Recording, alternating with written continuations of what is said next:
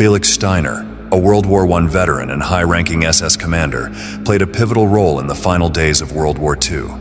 After serving in the Imperial German Army during WWI, he remained in the military during the Weimar Republic and developed innovative training methods. Despite not being a Nazi Party member, he joined the SS in 1935, where he became known for his military expertise and leadership style that emphasized practical skills and adaptability.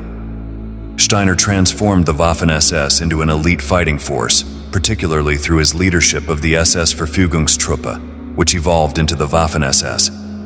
During the war, Steiner's divisions gained a reputation for their effectiveness and brutality, particularly during the invasion of the Soviet Union. As the war progressed, Steiner increasingly clashed with Nazi ideology, especially with Heinrich Himmler, the head of the SS.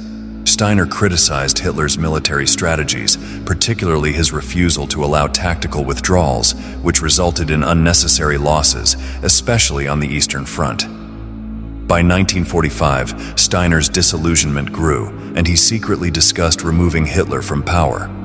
On April 21, 1945, with Soviet forces closing in on Berlin, Hitler ordered Steiner to launch a counterattack to relieve pressure on the city.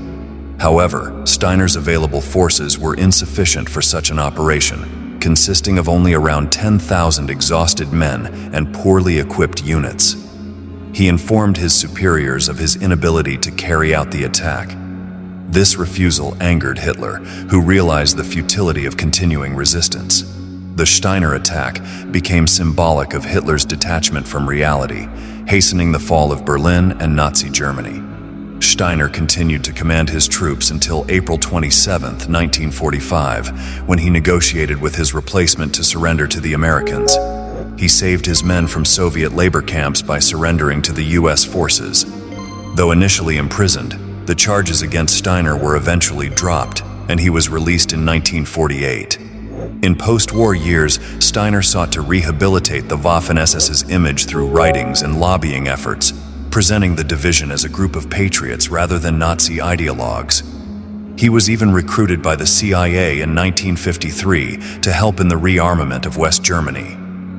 Felix Steiner's legacy remains controversial. Some view him as a military leader who prioritized his men's lives, while others criticize his role in the SS and the atrocities committed by its units. His life reflects the complex moral dilemmas faced by those involved in the Nazi regime.